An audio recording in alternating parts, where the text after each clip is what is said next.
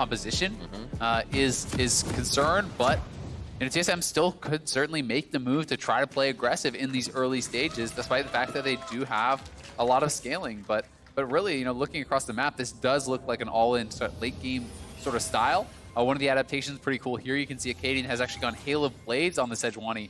This is very much about the kind of interactions between Trundle and the Sejuani. Yeah. Sejuani does have that armor passive, Fury of the North, where if you have your Aftershock proc plus that and Trundle ult you can actually go into negative resistances as a Sejuani and becoming extremely squishy while making the Trundle that much more powerful.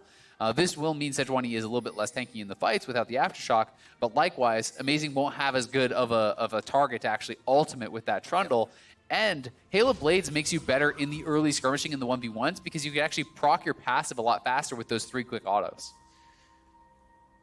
Hopefully he'll be able to steal that Smoothie passes, or Smoothie resistances later, I should say. And once we get to that point, we're watching Bjergsen and Ryu in the mid lane, the Azir Corki. We've seen a little bit more Corki, these wave clear mids, keep themselves safe, and they can get to that fighting phase and have quite an impact. We don't usually see Corki that often, but when he do, he can definitely put some wild plays on the Rift, and it's very unexpected when he does. Kind of just blows somebody up from 100 to 0 unexpectedly. Yeah, I mean, Corki in that late game especially, once you can actually hit kind of that 3-item power mark, when you have Triforce, IE, and then perhaps a Rapid Fire, those Triforce Rapid Fire crits are pretty insane. So, Rocket plus an auto crit can mean a lot of health is missing from someone very, very early on. And Akaadian looking like he's looking for that level 2 gank. So they are trying to be very proactive here with this. But this was warded out very early. So we'll see if 100 Thieves are going to back off and kind of sniff this out. Should be spotted on the ward just now if he hasn't been already. I like the 2 feathers to the left. Flash forward. Oh! Aphromoo could take him down. First blood's going to be in. They don't even have to lock him down with Akaadian. I was waiting to see if Afro would actually get that exhaust down, but he does not. Just goes for the heal and could not get to bang. And TSM looking good to start. Yeah, this is a great gank from TSM. This is actually taken right out of the Origin playbook. This is what Origin did to them at Rift Rivals. Yeah. It was actually Smoothie, I believe, getting killed on that Yuumi at level 1 when Cold did this red to bot side gank with the Hail of Blade Sejuani. It's basically exactly what happened to them. There's those learning those lessons. And this is something that you do love to see, despite the fact that it is the scaling jungler. They're going to go for this very aggressive play. I would have thought he would be spotted earlier, but I guess he's just out of range of that vision from the ward. But then the flash hook pulls him out of the Yuumi W. So Aphromoo was actually trying to W back to bang, but this did get changed a little bit ago, where you can actually be pulled out of that. You can be interrupted on your kind of W where you're connecting to your teammate. And just a really well-timed hook there from Smoothie grabs Aphromoo and gets them that first blood. But the cost is certainly that Amazing has been farming during all this time. You can see 16 CS to the 5. Yeah.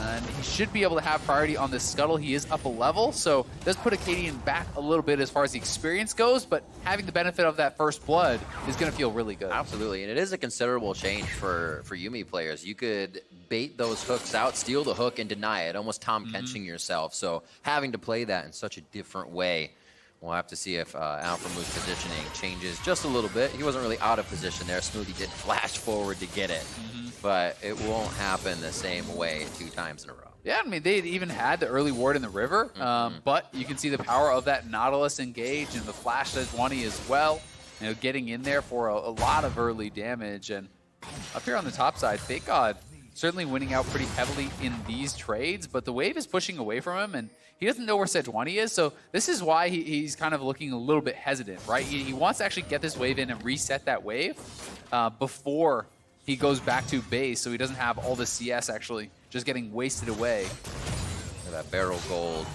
Broken Blade doing as much as he can with the single barrels that are kind of on cooldown to slow the minion wave from reaching the turret, but it will crash. And FakeGod will have a moment here. I don't think, as he said, he knows where Akaadian is just yet, but it's about full clear time coming up for the jungler, so figures that they're busy. Good damage onto Aphromoo. Doesn't have that heal to come up, but the exhaust is used now, and they're going to get back onto Smoothie for the kill. And they trade one back over to Bang. A lot of action in the bot lane is Amazing now makes an entrance down here to help out. Yeah, this is a really nice move from Amazing. Smoothie has no flash because of that level 1 play that he made. So you get in there with the Trundle Pillar, and a flashless Nautilus is going to be easy pickings. TSM, though, almost did trade back some kills. They got Bang and Aphromoo very low here. And here is Smoothie coming down. They walk right over towards him. Aphromoo is the target, kind of getting shredded down here very, very quickly. They decide to try to turn from the kill, knowing they're not going to be able to walk out and get away here from Amazing. But Bang and Aphro just barely able to survive, and they do trade one kill back. And critically, this one goes on to Bang. This was not actually taken by the jungler, so will help to affect that 2v2 more than that first gank did from Akaadian. I think that little cheeky bite by Amazing on the way out too denies Zven some damage, so he can stay healthy if he did want to return to the jungle. Onto the Scuttle Crab right now. It's going to be a lot of hovering on that bot side. FakeGod and Broken Blade will just be 1v1ing for a while. Looks like Bjergsen and Ryu won't get too much attention either. Ryu has teleported back to lane. Just some attack speed, another Doran's Ring for him as Bjergsen continues to farm. And you can see Broken Blade going a pretty kind of scrappy build here early on, grabbing quite a bit of HP up with that Doran's Blade as well as the Ruby Crystal. He knows that really anytime you're playing GP with Grasp into a melee matchup, if the opponent cannot actually all-in you, you can just kind of grind them down and you can start to deny the wave from them just with these constant Q harassment and Grasp procs. And it is 100 Thieves now starting up this dragon. Gotta be careful. Bang gets hit up first. Smoothie's now in. Boomerang comes back and they're able to get it. Zven picks up one. Amazing looking low. Hits the blast cone to get the safety. Not one over the walls. The cooldown for Q's not back up for the Sivir. They get out with only Bang's life going away. It looks like they'll be able to reset off of that. Yeah, very scrappy early game here already. 100 Thieves committing to a very early dragon. It's pretty rare, honestly, to see people going that hard for that early win dragon. Usually the only time you're going to see people commit that early is for, you know, an Ocean or perhaps even an Infernal if your comp really calls for it. But they feel like they have priority on the bottom side. They can go for this. And note, it's on a ward. I'm not sure if they just actually didn't spot that or if they were just comfortable to do it right in their opponent's face. But GP has 6. They drop the ultimate. A great engage here from Smoothie. Aphromoo would have wanted to be the one to tank that up, then try to retreat back to Bang. Yeah. Instead, it is actually Bang getting caught with that. He doesn't have flash. He's not 6 for the ultimate to avoid, so does get taken down. A lot of action used. We usually don't see teams continuously going back at these down flashes, down summoners. It's kind of things go to the wayside. There wasn't vision there. We couldn't return. Now they are just punishing over and over. More agency towards the bot lane for TSM. Plates and possibly a dive. Yeah, I mean, they have 4-man bot here. They're actually trying to punish this 100 Thieves bottom lane before Bang can get 6. But you can see that 100 Thieves was rotating to actually protect them, moving over towards this blue buff so they feel comfortable to get back in there and start picking up this farm. So blue buff donated over to Ryu. Bjergsen will go back to base, and farming will continue here in the mid lane. Two of these really powerful scaling mid laners, and it's kind of just been an island up here for these top laners, scrapping back and forth, while all the action has been around that bottom lane. Thing is, Broken Blade has that upper hand. If he wants to stay and play up here, he can eat a few oranges. I hope he'll be okay for that, or he hopes he'll be okay. And then cannon barrage the rest of the map. Well, he keeps FakeGod in this position. Exactly. That's really all you want to do as GP. If you're farming evenly and just ulting bot lane on cooldown, you're going to be feeling really good about that. FakeGod, though, has been very good at hitting those sweet spots with his Qs, you know, getting that trade damage, because this is kind of the first time you force GP back to base, he'll just TP back. You're not getting a lot out of it. It's actually the second base that becomes so important, and that was actually really cute, using the dash for the auto reset to get 2 hits on the barrel and deny it, because Broken Blade would have picked up a lot of passive gold with that barrel kill on that backline wave. So, you know, if he can send him back to base one more time, now there's going to be no TP available for Broken Blade. He may lose a turret plate. He may lose a little bit of farm here, and this is where you can start to actually establish a bit of an advantage for FakeGod. So he will stick around, grab a turret plate for himself, and start to get more of an edge in that matchup. Just needed to actually walk up, tag the turret, because if he based there, even though he's in range, he wouldn't have had, you know, the assist on that turret, so he would not have gotten the turret plate from those minions. Great job by FakeGod on that top side. 500 gold in the lead, basically sitting in his pocket that he just spent. As he gets back to lane, doesn't even have to teleport. With a lane pushed, it's a long walk, but he's happy to take it here with the lane advantage he can call. Broken Blade is returning. Maybe get some forward wards down. Got Rift Herald coming up soon with a Mountain Drake, which might grab a little more attention. Yeah, certainly could. You know, if either of these teams are feeling like, you know, Baron is going to be a big win condition, grabbing that early Earth Dragon can be very, very powerful. Certainly both these teams have pretty strong Baron take, honestly. You know, double marksman on the side of TSM. Anytime you do have Azir, Azir is incredibly quick at actually burning down that Baron. And Akaadian could potentially get collapsed on here. Not sure that he's been spotted, but Amazing heading down that direction. But TSM's bot lane is going to push to keep them off. Final chapter on to Zven. Looks like that shield is down for him. A few more feathers. He's going to get swept off his feet. That's going to be a kill coming in for Bang. He's probably going to go down to 2v1 now. And that's going to be a big kill coming up for Smoothie as he puts him in the blender. This is a big one for Amazing. Can he get a return kill? He cannot. The triple for the Nautilus in the bot. Now FakeGod's going to be going on a Broken Blade. No assist here. Oh, no, he missed his own Q. Baited himself out of the turret, but Broken Blade cannot return fire just yet. And FakeGod saves himself from a mistake. Yeah, FakeGod though spending the flash in that failed all-in, and meanwhile on the bottom side, the support Nautilus with the triple kill there. Smoothie getting so much out of that one, but I'm honestly really surprised that 100 Thieves decided to go for that all-in on the bottom side, knowing that Akaadian was closer. They had seen Akaadian on the ward. They know he is closer to this play, and you know that Corki has package, and there's GP ultimate. They really are kind of disrespecting a lot of the power from TSM. Still, pretty good all-in here. They do take down Zven, but everyone is so low HP. Akaadian arrives to the scene more quickly. The GP ultimate had softened them up, and then that package. Yeah, Akaadian didn't even need that one. He's just gonna throw that one away. The package arrives here from Bjergsen. Triple kill for Smoothie. Probably could have donated the last one over. Yeah, it feels good, but then you're like, actually, this is mine. Could have felt better. I but earned this. It's still okay. 3-1-2. Great job by Nautilus. He'll be huge. Hopefully not big enough for Amazing to be stealing those resistances. He doesn't want to be his own enemy at this point. 300 gold bounty on him. We may see even more action in the bot lane for that to be picked up. Bang is doing pretty well for himself with the aggression and attacks on the bot side. He must be careful, though, with flash down once again. There's that hail of blades coming into work. Akaadian felt like he had a real good fight there. Slowed down by the pillar. Bjergsen just in. There's a TP. Is this going to be FakeGod? He's coming in from the base. Didn't even need to get to lane just yet and misses the chains. The last Q as Bjergsen gets himself to safety with his own flash. Yeah, Bjergsen having a flash out of that chain. So not a bad TP here from FakeGod. And we will go into a pause. Hopefully this one will be resolved quickly. We'll let you know as soon as we find out exactly what the issue is here. But a very close game thus far. Certainly TSM, feeling like I think they're in the better position. 100 Thieves getting punished pretty heavily for that bottom lane engage. And that's something you always have to keep track of, not only your 2v2 lane state, but the state of the map, who's going to arrive first from either team. And that's something that I think 100 Thieves kind of lost track of. Going for that 2v2 all-in with package on the map, with GP ultimate ready, and their jungler closer.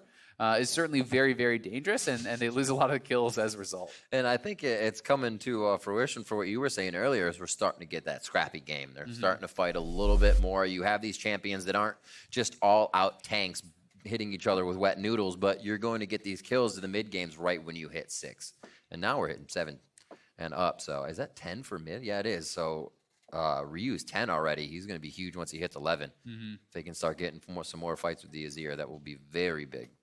Yeah, it's pretty interesting. A lot of times these days you've been seeing, either kind of like Nashers paired up with lethal tempo, full-on kind of attack speed, scaling style of build here for the Azir, or more recently we've been seeing a lot of Luden's Echo, Sork Boots alongside Comet. So he's actually, that's kind of more of considered the early game poke style of build for Azir. And he has kind of taken a bit more of a middle road. So he did actually go Comet, but he's still building towards attack speed. So, trying to have a little bit of threat with the poke in the earlier stages, while still kind of securing the late game a bit more, by going for the Nashers with the attack speed and the CDRs is going to be, more consistent DPS come late game team fights. And it's great watching really good Azirs in late game fights, because people that don't play Azir, he's got a lot of attack speed on his W. Once you get 3 soldiers up, and it's scaled all the way, I think it's 20, 30, 40, 50, 60. So up to 60%, something like that, on those soldiers when you have 3 out in a final fight. So if you're good at positioning your soldiers, you are just shredding people everywhere on the map. And a lot of times you lose track of that, and it becomes huge for Azir players that are good. You just take a chance at all those mistakes that people are making. Yeah, certainly. I mean, if you step forward, a little bit too far, you make that one mistake, Azir can chunk you for so much of your health. If you walk into those kind of chokes as well, playing around Baron, playing around Dragon, if you're having to engage through multiple soldiers being set up from Azir, it becomes extremely difficult. Especially when paired alongside the Trundle, who's going to make sure that there's not any kind of like overwhelmingly strong tank in the front line. And that's something that I think Under Thieves will have, very powerfully as far as, playing around their comp. They can kind of play, in these chokes and in these corridors where TSM will have to engage not only through the pillar, but through the Azir Sand Soldiers, through the feathers from the Xayah, as well as the final chapter there. There's a lot to be remembering. There's a lot that you actually have to engage through. So despite the fact that you have Sejuani and Nautilus, if you've kind of failed that initial engage and don't kill someone, you're going to be getting rooted up, you're going to be getting slowed, and you're going to be, potentially in a lot of trouble. Just waiting for things to be fixed. A quick freeze on the screen. Obviously, that game has to move for you to be able to play it correctly. So we'll get that fixed up, a quick restart, and back in for everybody. You can see the gold on your screen. Actually pretty even as TSM employing a few of the strategies that they did say they had learned from the Rift Rivals competition. We got a very early gank down towards the bot lane, and oddly enough, it was on a Yuumi, so basically rinse and repeat on what happened to you. So a good start there, but a lot more action bot lane has kind of started to tip the scales back and forth, and we just saw Smoothie getting a triple kill on Nautilus. Yeah, and it is nice to see them kind of implementing this strategy that was used against them. Certainly people not expecting the level 2 Sejuani gank, but it can actually be pretty strong, when paired up with something like a Nautilus that sets up for it, that does have that hard engage if you're willing to commit to that sort of style. And even just mixing those types of ganks into your play can be very effective because, even if you never do it again, for the next couple of weeks, people are always going to be thinking in the back of their head, be careful of the level 2 gank, right? Yep. Watch out for that. Just because he's playing Sejuani doesn't mean he's not coming down here. And that actually can change the warding habits of some of these supports. That can mean that you're dropping that ward 4 level 2 gank and it's timing out before the potential level 3 or 4 one could come down. Yeah. So there's all these little adjustments that just mixing up your play like that can really pay dividends later on. And despite the fact that TSM certainly have picked a ton of scaling in this game, they have been fairly proactive in making that level 2 play and fighting pretty heavily with 100 Thieves on that bottom side. Well, as we take stock of how to correct the situation, we're going to quickly throw it over to the analyst desk during this investigation. Thank you very much, Riv. Looking to swap out one of the PCs to make sure things run smoothly from this point onward. Gives us an opportunity to talk about this game about 12 minutes in, but I do want to rewind all the way to the draft because I know you two have some thoughts on how it played out. Yeah, I think at first I was a little disappointed when I saw TSM's draft because I'm like, this is like the exact opposite of what we keep saying. Like, let's go aggro TSM, and then it's GP, Corki, Sivir. I was really nervous that this was going to be just another slow scale. We think we're better than this team, so we picked late game kind of games. But then they do the cold path with the Sejuani right away, and I was instantly like, okay, thank God they're at least still playing aggressive. Yeah, that was really nice to see. On the flip side, 100 Thieves, FakeGod is winning his lane, and that's something new, because it's usually lose lane, win game, win game, lose game. So we're a little concerned here in the top side of the map. But all jokes aside, I think 100 Thieves has a lot more onus on them to really be aggressive here because of the scaling that TSM has drafted. And so, yes, you have an Azir in the late game and you have a Trundle to help you out, but when you're going to be dealing with GP Sivir and the Corki, that's a lot to work against. And I'm not too sure how quick 100 Thieves can be in closing out these games, because when they've won, it has been a pretty convincing, like, all right, they get a small lead early on, they build towards it. It hasn't necessarily been a comeback where they're up against something that outscales them. Yeah, and I think that just the last phase, or last 2 phases for 100 Thieves drafts just confused me. It's the Sejuani, and you can pick the Trundle right away to go into it, and then save your last pick for later. And then instead they pick the Azir, which gives Bjergsen counter pick, and then they take the Trundle, which you were going to take anyways. And I'm really disappointed because a lot of the victories for 100 Thieves feel like it's because Ryu stepped up and played great. And I would have rather seen the ball in his hands, so to speak, with this counter pick to either go up and affect these side lanes, which you should be winning based off matchups, or take a scaling matchup in the mid lane that's a little bit more favorable. So I was a little surprised to see that. I think it's the Aatrox bait. Like, yes, you want to flex him, but it's so obvious it's almost always going top. Yeah, I mean, Jungle Aatrox is not a premier jungler. You really get the value out of him in flexing him that way. So, surprise, you got Trundle into Sejuani. Whoa! So knew it was going to happen. Yeah. Given that 100 Thieves has probably, as you mentioned, has the onus on them to make things happen in the early game, and with FakeGod currently winning his lane, where should 100 Thieves be throwing the resources? Do you keep going to the top lane, or should it be elsewhere? So I think they started with global objectives. That's why they went for a very early Cloud Drake. I mean, I believe it was level 3 for their bottom lane, level 5 for the jungle. So very early on, they did lose almost 2 members for that. So prioritizing those. Rift Herald's a great objective to go ahead for. Maybe make a roam to the top side of the map. If FakeGod has pressure there, get a Rift Herald, pop that in the mid lane. You get that first objective, push the Corki back. His package is no longer very powerful. And then Ryu gets unlocked where he can start roaming and affecting the map. Yeah, I think you have to go top just because they've already tried bot lane and you have a GP on the enemy team. So he was able to contribute with his ultimate and that got turned super quickly, super hard. It might be too late to even hope of fighting bot lane again.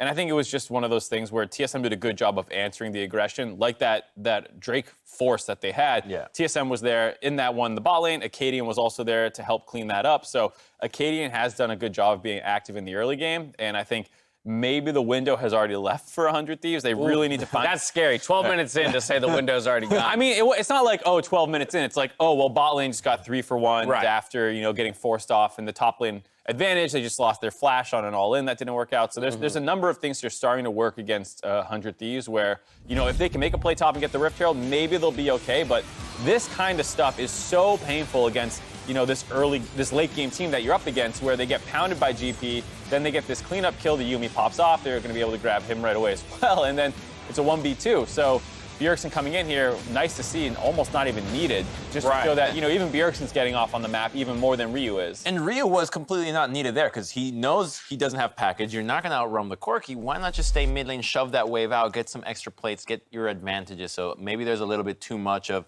I want to help my team instead of getting those individual leads. And something I've been noticing, I know you've looked at it too, the control wars in the back of the Dragon Pit, you got to check that. A lot of teams are starting the Dragon thinking, there's no initial wards on the outside. We still do it. You pull it out a little bit. But the wards in the back of the pit are giving it away. That is why they died, because they didn't clear out the vision. Got to check that vision when you're starting up the global objectives. We're only 12 minutes in. Watching some of the Rift Rivals competition that's taking place over LCK, China, LMS, there is a lot of focus being thrown onto the Rift Herald within that tournament specifically. More so than it appears I've seen domestically here. We're talking like 10-minute rushes, like full-on 5v5s for the Rift Herald, immediately go to a lane, look to take first turret. I just want to, one, get your assessment on that as a strategy and whether or not it's really worth that much of an investment. But two, whether or not teams in North America, especially ones that draft themselves into positions like 100 Thieves, need to be looking at more as an actual win condition in these, this time frame of the game. So I think the Rift Herald rush is emphasized by certain champion matchups that you have. So let's say you have an Aurelia, a very snowbally pick. If you can get a Rift Herald early and then give solo gold away to that hero and then take away a turret, all of a sudden, the amount of gold she has is ridiculous. You need 2 to 3 people to send over to deal with her. So if you're capable of snowballing quickly, getting an early Rift Herald is the way to start snowballing and catapulting that lead into an insurmountable advantage. It reminds me of the old Dragon fights we used to see back in Season 3, Season 4, where both teams handshake, we're going to be up at the Dragon at 10 minutes. Oh, you have Rumble? Well, we have this. So, and both teams would just pick big AoE team fight comps and fight there. And I think it's a little reminiscent of that because it is the best snowball objective in the game right now. It's a lot more difficult to snowball with Dragon. Well, as we talk wider strategy, the teams have ready checked and, as you can see, are back in the game. So we're throwing it back out to the battle arena. Riv, take it away. Thank you very much. We are back into the action, and the players are ready to get going. As we see, they're already back to CSing and figuring out what the best place on the map for wards are. It's always a good thing to figure out. It's amazing to watch. No, but really, we're back in 12.5 minutes here, 5-3, as TSM had quite a bit of action in that bot lane. We were talking about Smoothie's kills just a bit ago. Let's see if they can start to spread that pressure around the map. We think that may actually start to turn into what becomes this Mountain Drake fight. Yeah, definitely the case. We'll see if TSM want to try to grab that up. They are certainly a team that is going to have a very, very powerful late game, and now starting to set up in the 100 Thieves jungle, taking away this blue buff, denying that from the Azir. Feels good. Go back, grab the Scuttle, look towards potentially that Earth Dragon, which would be very, very nice at kind of opening up potential Baron rushes and that sort of play. But TSM is not really on the clock whatsoever.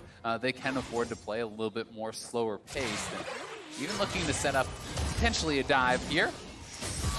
Who do they want first? Featherstorm is there. They start to use a few of the ultimates. Final chapter goes out. Bang's getting very low as he gets knocked up and taken down. Aphromoo, one more shot. That's the double kill they wanted on his Zven. Ryu's here to try to pick up the retribution kill as Emperor's Divide knocks back Akaadian. And Bjergsen's over the wall as they're on the hunt. Now looking good for Ryu. Does he get one more? Smoothie goes down. And Ryu's able to pick up just a bit of that gold for the whole fight. Yeah, Ryu able to get one back, but TPing in, flashing, blowing everything to get that support kill. And then going down for it, certainly not worthwhile. Gives up a shutdown as well, and TSM able to pull off yet another play. They will be getting some major gold back here on the top side, though. The Rift Herald was taken during all of that. So the gold remains very close despite the 4-kill lead here because of FakeGod's individual lead, because of that first turret going down on that top side, but certainly concerning the fact that Zven got so many of these kills. Yeah. And he is already on his completed Essence Reaver, has an Executioner tier as well, and there's just no hesitation on this. Blast going over from Akaadian, ult is popped, the GP ultimate goes down.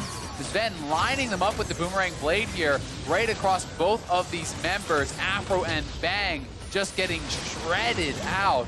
And then Ryu has arrived, but so has Bjergsen, and it's a 4v1 situation here. Ryu plays it pretty well to get the kill on Smoothie, but honestly, I don't think that Smoothie needed to actually even go in for it. 350 bounty. Yeah, I mean, he could have actually just waited for Akaadian to wrap around and probably gone for that, but felt he wanted to go and grab that kill and does give over the bounty. Ryu will feel good about that gold. Just one death for him on that. He'll be able to get back to the mid lane, keep farming it up. It's about 20 CS behind due to his adventures. Gets hit with the ultimate from Sejuani. Gets himself out with a quick shuffle, though. Here comes the package. Bjergsen to finish. Just a few Raptors in his way, but he gets the tendies too. Oh my God, Bjergsen. The engage rage on that package was just huge. Coming in for a landing, he definitely found the stripped takedown. Ryu could not take off the safety. Yeah, I mean, fortunately, he goes down now for a second kill. Yeah, Ryu played that pretty well, to be honest. I thought he did a good job to actually get out of there, but there's no escaping that Corki package as, you know, Ryu was running away to the top side of the map. Amazing was coming in from the bottom, so there was no real chance of reinforcement there from the rest of his team. And at the same time, this turret a couple autos away from going down, so Zven will just walk up, knocks that turret down. Gets himself out safely, even getting locked up for a second. And we'll see from ProV just how this happened. This is Bjergsen's view. Yeah, and this was just a great engage, honestly, from Akaadian. Nails the ult out of fog, and then the presence of mind to actually think you can go for this. He sees that the Trundle is coming up from that bottom side. They know Aatrox could be coming, but if you take down the mid laner, you have an odd number fight regardless. So comfortable to make that package engage, and just really nice stuff here from Bjergsen. Comfortable in the eyes of danger. 1-0-3 for him. You hate to see it. You hate to see it. Krug fight and amazing. What will happen? Who knows? We'll be back at 11. Yeah. So for this one, we will have to see what's going on. Looks like Zven is having a bit of trouble, so we'll get him chatting up with QC to see how to get him back into game right away. Still action-packed.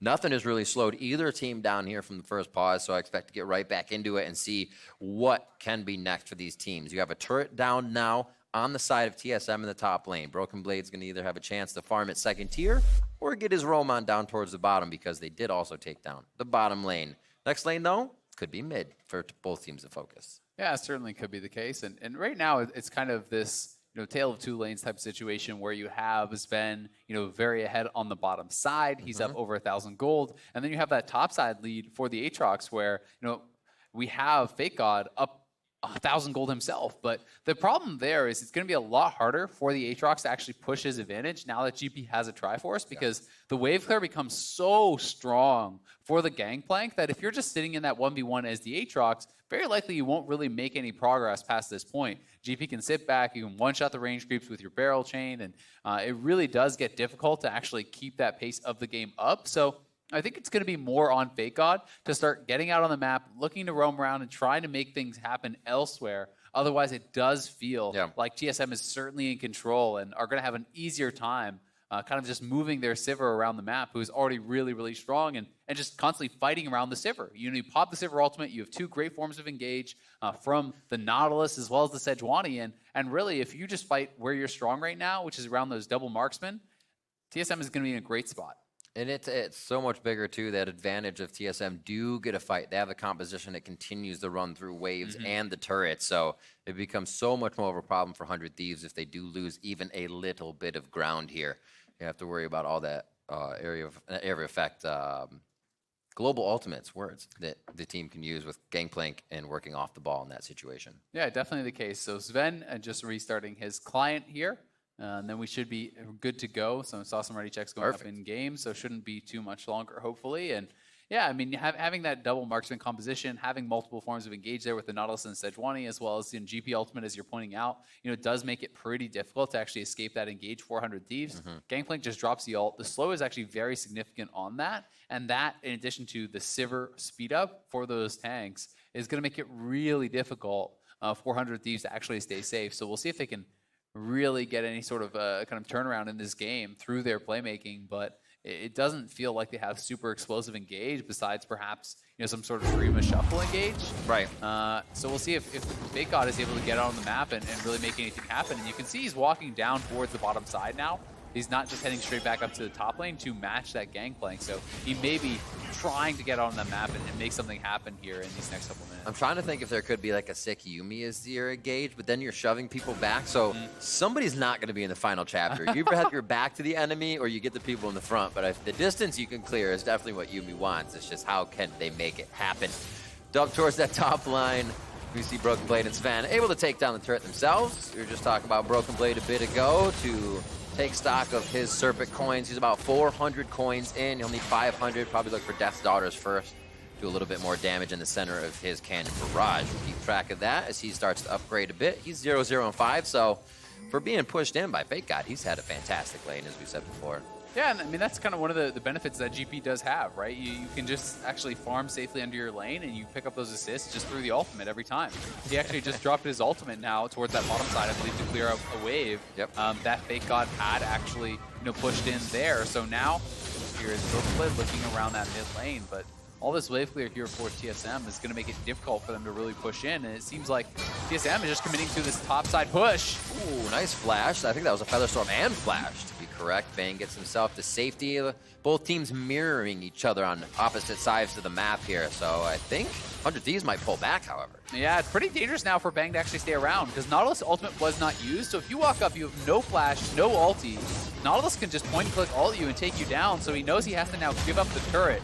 That's 2 turrets down on the top side of the map before 100 Thieves even got anything on the bottom side, thanks to the GP ultimate to clear out that first wave. So FakeGod eventually will trade something back, but again, you're seeing how much more difficult it's going to be to actually push the advantage with the Aatrox compared to that of the Sivir.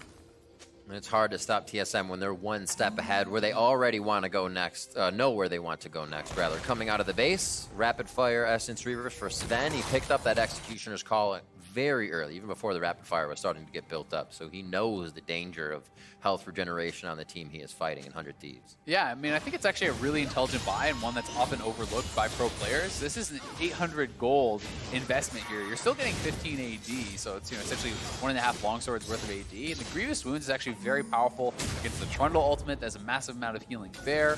Yuumi, the Zoomies is healing nonstop. You also have to remember that Aatrox in his ulted form has a tremendous amount of amped healing.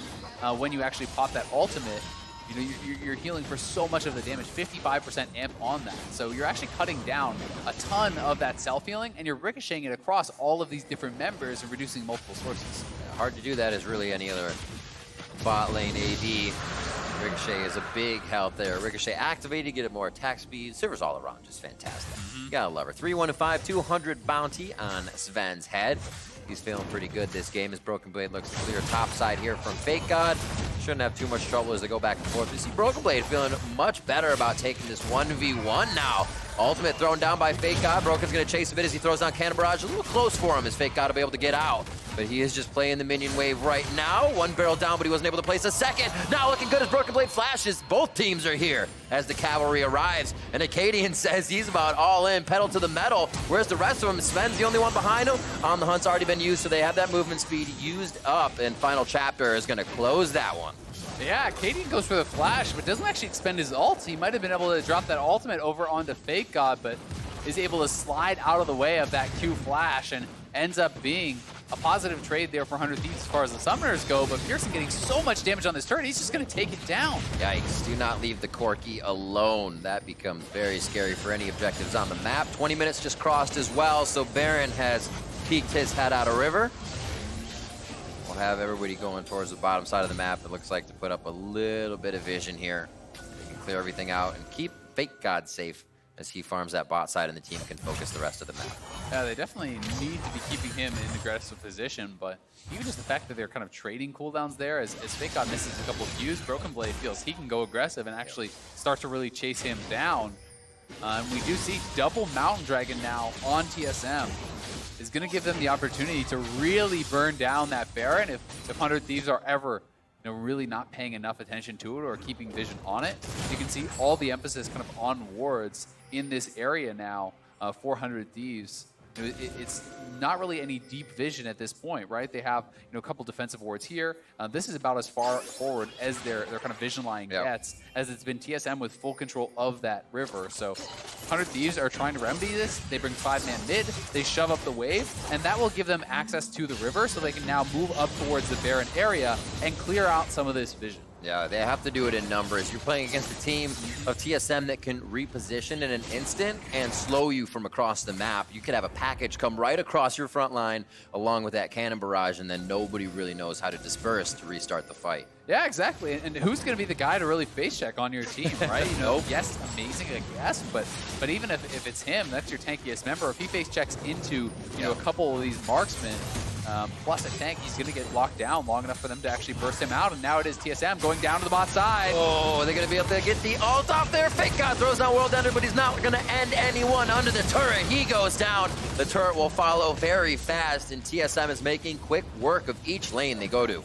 Yeah, they're getting that first kill now onto FakeGod. Every time the ultimate is up here from Broken Blade, it feels like TSM is ready to make a play, is ready to drop that ultimate and try to get something going. And they are very effective at doing that. Rotating back and forth across the map.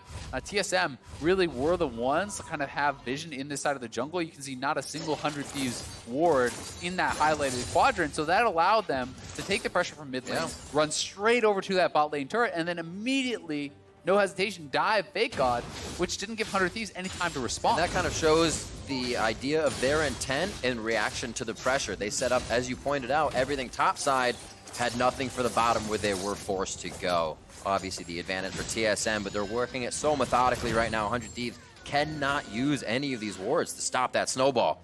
And we'll see if TSM can continue forward here. Pretty aggressive by Akaadian, but he's just going to face check knowing 100 Thieves is on the other side. They have the team fight. They can bring it to 100 Thieves. Bang and Amazing just kind of hang out and look to see if they can get a few bits of damage back and forth, but looks like they're even timid to try. Yeah, I mean, it's pretty difficult for them to actually engage.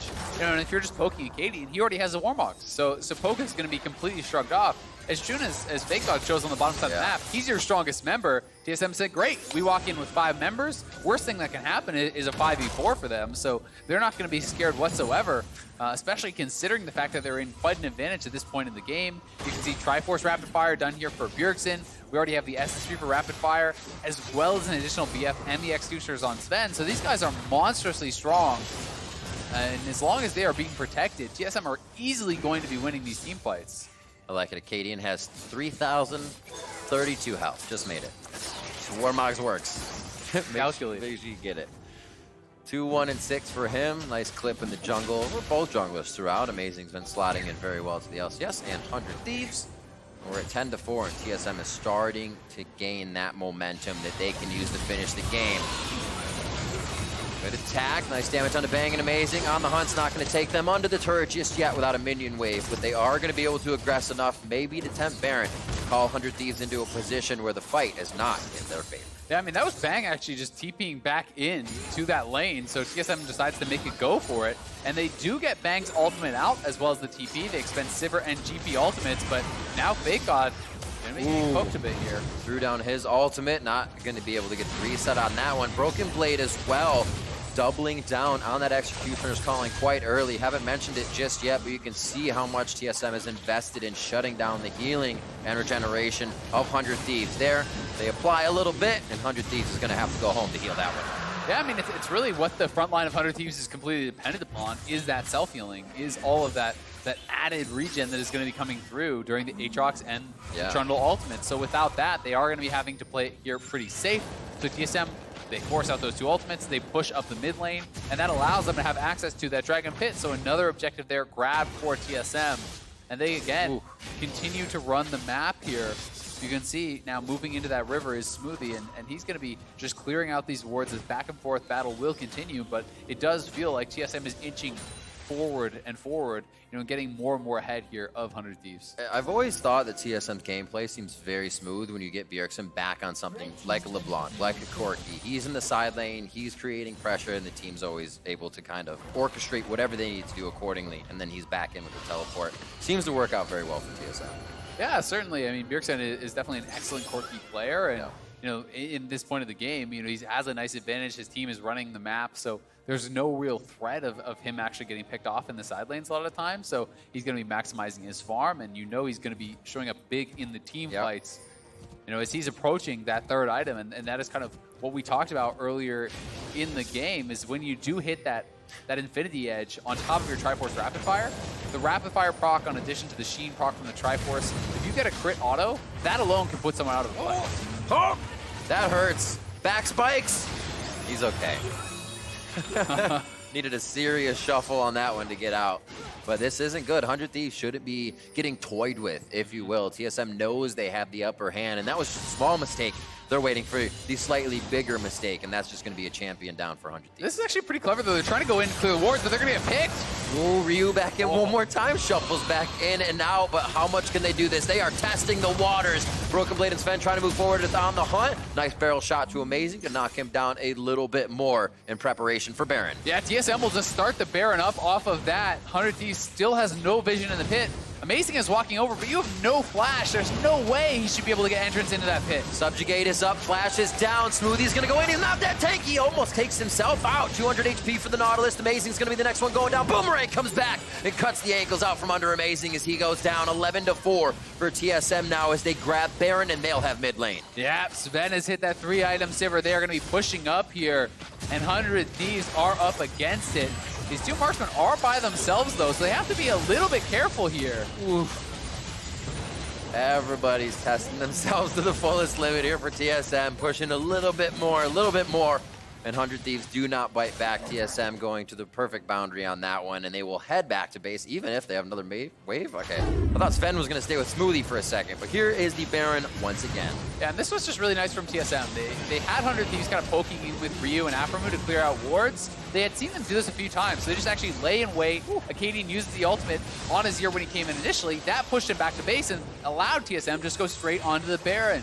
Then you have the situation where Amazing has no flash, Ryu is coming back from base. There was no real chance of 100 Thieves contesting that, especially with the double Mountain Dragon. So now TSM certainly are set up with the gold lead, with all the pieces that they need to actually look to close out this game, and they're going to be pushing in all 3 lanes. You can see the Baron buff minions in top, mid, and bot.